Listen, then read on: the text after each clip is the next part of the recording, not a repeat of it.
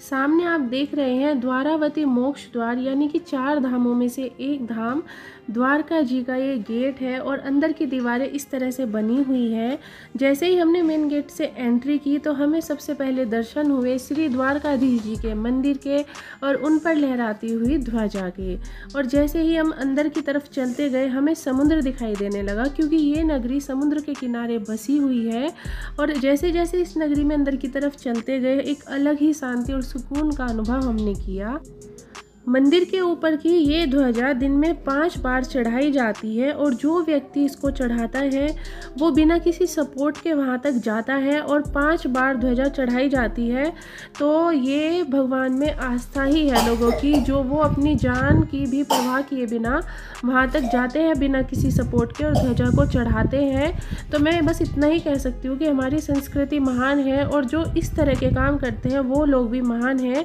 जब हम अंदर दर्शन कर रहे थे तो हमने जैसे ही दर्शन कंप्लीट किए तो उसके बाद ध्वजा चढ़ाई जा रही थी, तो वो मैंने अपनी आंखों से लाइव देखा है कि किस तरीके से ध्वजा चढ़ाई जाती है।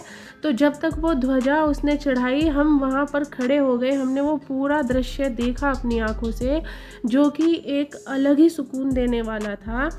और बस मैं इतना ही कह सकती हूँ कि मैं बहुत सौभाग्यशाली हूँ कि मुझे जो है द्वारकाधीश जी के दर्शन करने को मिले। और मेरी बच्ची जो है छोटी सी है अभी 5 साल की, उसने भी जो है अपना 5 साल की उम्र में एक धाम कंप्लीट कर लिया है।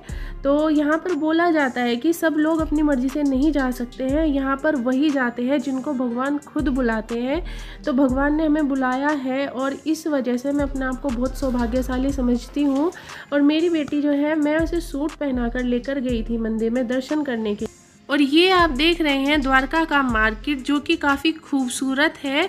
और मंदिर के बाहर से ही ये मार्केट शुरू हो जाता है और 2-3 गलियों तक चलता रहता है। और बहुत ही खूबसूरत और बहुत ही सुंदर सुंदर चीज़ें इसमें हमें दिखाई दी, जो कि हमें अपनी तरफ आकर्षित भी कर रही थी। लेकिन हमने सामान बाद में लिया, हमें सबसे पहले करने थे द्वारका जी के दर्शन। तो हम सबसे पहले अंदर गए।